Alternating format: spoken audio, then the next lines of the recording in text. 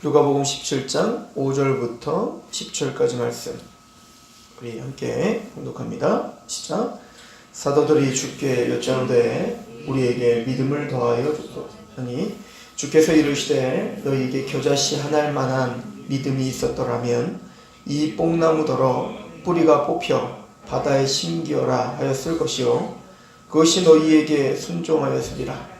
너희 중 누구에게 밭을 갈거나 양을 치거나 하는 종이 있어 밭에서 돌아오면 그더러 곧 와 앉아서 먹으라 말할 자가 있느냐. 도리어 그더러 내 먹을 것을 준비하고 띠를 띠고 내가 먹고 마시는 동안에 수종을 들고 너는 그 후에 먹고 마시라 하지 않겠느냐. 명한 대로 하였다고 종에게 감사하겠느냐. 이와 같이 너희도 명령받은 것을 다 행한 후에 이르기를 우리는 무익한 종이라 우리가 하여야 할 일을 한 것뿐이라 할지니라. 아멘. 우리는 17장 1절부터 4절까지 말씀을 통해서 우리 구원받아 하는 백성들이 걸어가는 그 십자가의 길, 그 제자의 길을 사는 동안에 실족하게 하는 일들이 없을 수는 없다 이렇게 표현하죠. 실족하게 하는 일들이 있습니다. 그러나 그 실족하게 하는 사람들에 대하여는 마태복음과 또 마태복음 18장과 누가복음 17장에 연자맷돌을 그 목에 매어 바다에 던지는 게 낫다 이렇게 이야기를 하죠. 철저하게 내가 너희 편이 되어줄게 라고 이야기하는 겁니다. 자, 그럼에도 불구하고 우리가 지난번에 상고했듯이 마태복음의 말씀을 통해서 우리가 본 것은 그렇게 실족하게 하는 자들, 이게 이제 교회 밖에서 우리를 실족하게 하는 일들에 대한 것은 이제 이야기가 좀 쉽죠. 그들을 용서해야 되고, 그런데 이제 그런 교회 안에서도 그런 일들이 있을 수 있다. 그래서 이제 마태복음은 18장은 그렇게 이어져요. 실족하게 하는 거에 대한 이야기를 하면서 내가 철저히 너희 편이 되어줄게. 너희 천사가 하늘에 있는 하나님을 배움느니라. 이렇게 표현을 하면서 그러면서 이제 교회 안에 너희 형제 중에 실족하게 하는 일들이 있었을 때 어떻게 해야 되는가에 대해서 굉장히 신중하게 접근하고 있는 걸 볼 수 있었죠. 그래서 처음에는 개인적으로 가서 그 잘못을 권고하라. 그것도 안 들으면 두세 사람이 같이 가서 권고하라. 그것도 안 들으면 교회가 가서 얘기하라. 그것도 안 들으면 사실 이방인처럼 여기는 겁니다. 그죠? 출교예요. 이제 권지인데 근데 그 권징을 이야기하면서 그 다음에 뭔 얘기하는 겁니까? 7번씩 70번이라도 용서해줘라가 있다고. 그러니까 그 모든 권징의 목적은 용서인 거예요.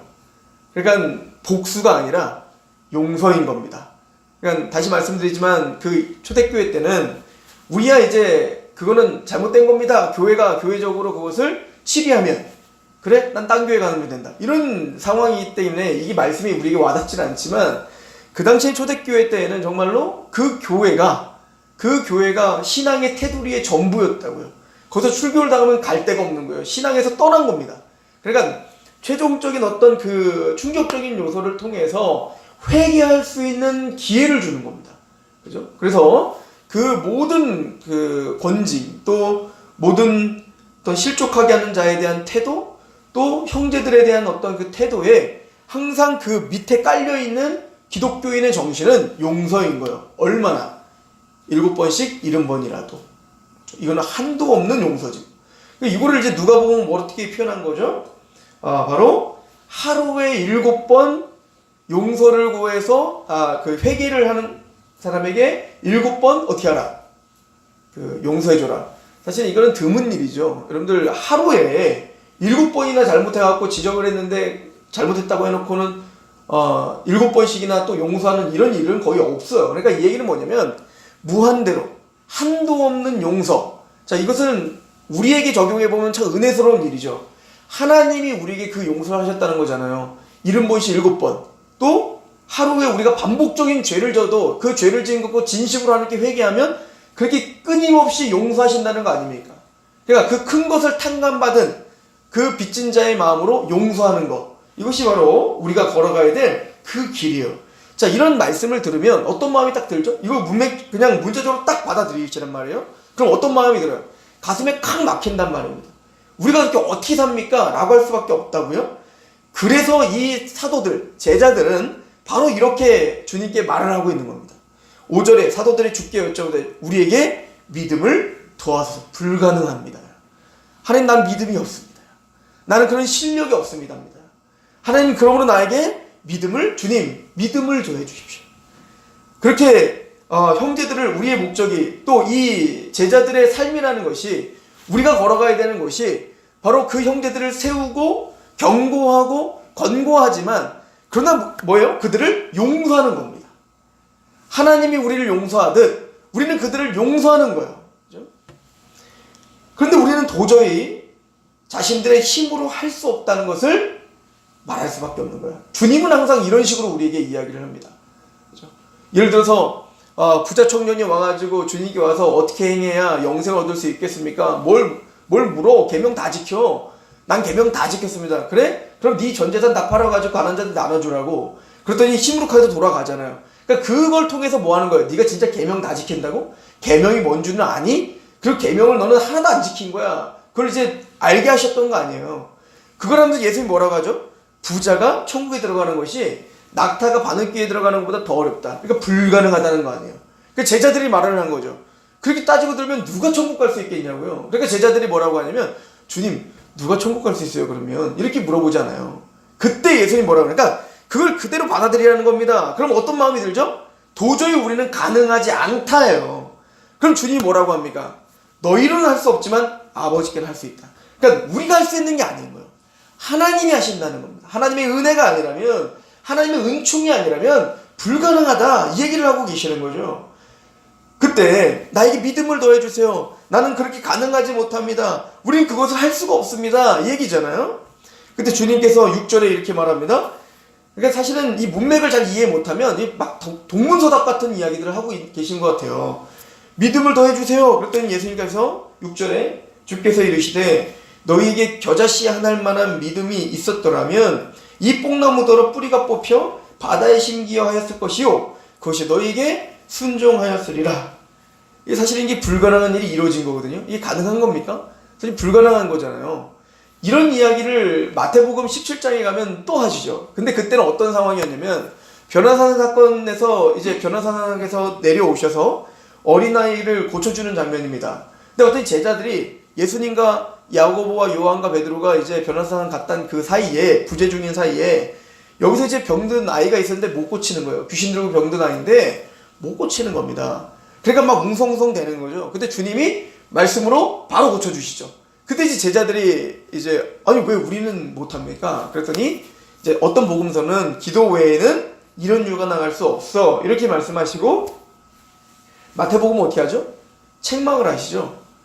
이 세대가, 이 악한 세대가 믿음이 없다, 이렇게 하면서 언제까지 내가 너희와 함께 있어야겠니? 라고 이야기를 한다고요. 너희들은 믿음이 없구나 라고 이야기를 한다고요. 그럼 그 제자들은 왜 못 고쳤을까요? 기도 외에는 이런 이유가 나갈 수 없다? 이 제자들이 정말로 예수님의 이름으로 병든 자의 병이 나아라, 사탄아 떠나라 하라, 이거 안 했을까요? 했을 거라고요. 근데 근본적으로 그들은 그 능력이 나에게 있다고 믿었던 겁니다. 나에게. 내가 그렇게 능력을 행할 수 있다고 믿은 거예요. 내 호주머니 속에 예수님의 능력이 있어서 그걸 언제든지 필요할 때 써먹을 수 있다고 생각했던 거라고요. 근데 그게 믿음이 아니라, 믿음이란 하나님을 철저히 의지하는 거예요.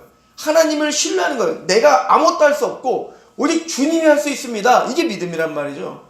그러니까 지금 말씀 뭐냐. 그리고 예수님 하는 얘기가, 겨자씨 같은 믿음 하나 있을지라도 이 산더러 바다에 빠뜨리면 빠진다 이거예요. 그게 불가능한 일이 가능해진다 이거 아닙니까?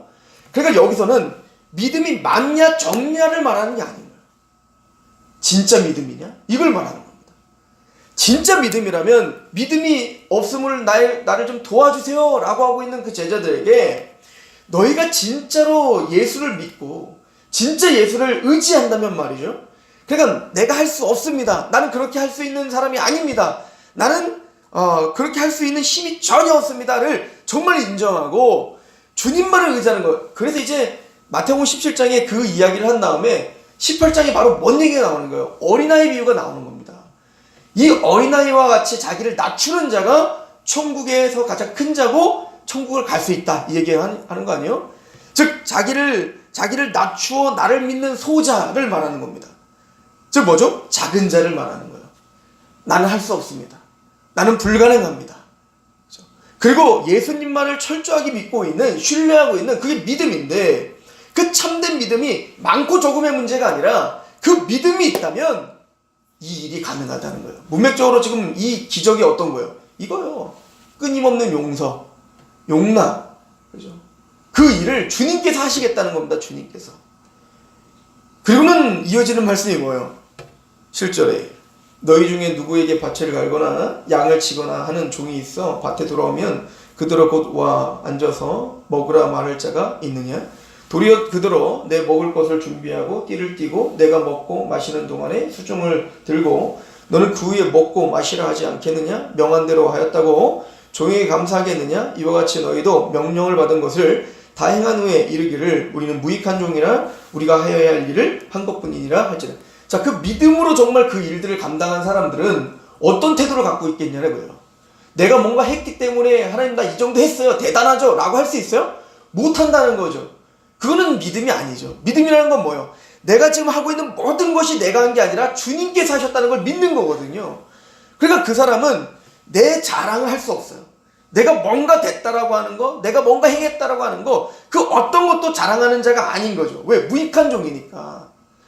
그러니까 어떤 종이 밭을 갈고 양을 치고 돌아와서 나 이런 거 했습니다. 그러니까 앉아서 주인이 그래 잘했다 수고했다 앉아서 먹어라 이런 거 어딨냐 이거예요. 너 가서 밥 해오라 이거지. 내가 마땅히 할 바를 했습니다 하는 게 종 아니겠나? 그러니까 이거 누구랑 지금 비교하는 거죠?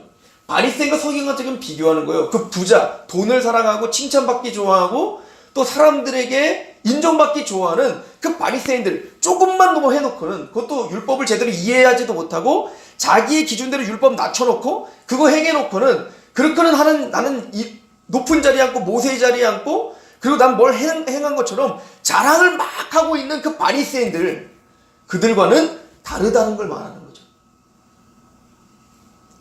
문맥적으로 보면 불의한 재물로 친구를 사귀라 라고 하는 것처럼 우리는 사실은 능력이 없습니다. 우리는 아무것도 가진 것이 없습니다. 우리는 행할 수 있는 힘이 없습니다. 그러나 그 믿음을 가지고 우리는 뭐 하는 사람들이죠? 사람들을 사는 사람들이에요. 그 얘기는 다른 말로 말하면 용서하는 삶을 사는 사람이에요. 하나님께서, 주님께서 우리에게 행하셨던 것처럼 말이죠. 근데 그 일은 하나님이 그 일을 우리를 통해서 행하실 건데 그 일은 내가 할 수 있는 게 아니에요. 믿음이 하는 겁니다. 그 믿음이 한다는 건 내 믿음이 하는 게 아니라 주님께서 그 믿음을 통하여 하시겠다는 거예요. 주님이 하시겠다는 거예요. 주님이. 그리고 그 일을 한 이후에 진짜 믿음을 아는 사람들은 진짜 주님을 의지하는 어린아이 같은 자들은 그 일을 행한 후에 그것이 내가 한 것이 아님을 알아요. 자랑하지 않아요. 더 낮아져요. 하나님의 영광만 그리스도 안에서 자랑할 수밖에 없게 됩니다. 이것이 무익한 종된 하나님의 백성들의 마음의 태도요. 또 주님께서 우리와 함께 하시겠다라고 하는 주님이 이루시겠다라고 하는 그 은혜를 우리에게 설명해주고 있는 것입니다. 오늘도 그 무익한 종으로 그렇게 사시는 저와 여러분 되기를 축원합니다. 기도하겠습니다. 하나님 아버지 너무나 감사합니다. 우리는 용서할 수 있는 힘이 없습니다. 우리는 인내하며 사랑할 수 있는 힘이 없습니다. 7번씩 70번이라도 하루에 7번이라도 아니요. 우리는 단 한 번도 그렇게 정말 마음을 다해 용서할 수 없는 자들입니다. 우리의 그런 나약함과 우리의 그런 힘 없음, 실력 없음을 하나님 직면하게 하신 하나님. 그래서 오늘 약할 때에 강함 되시는 그 예수 그리스도의 권세가 오늘 우리를 뒤흔들며 그 사랑에 강권되게 하실 그 하나님을 의지할 수밖에 없음을 오늘도 고백합니다. 하나님 믿음 없음을 도와주시옵소서. 믿음 없음을 긍휼히 여겨 주시옵소서. 예수님의 이름으로 감사하며 기도합니다. 아멘.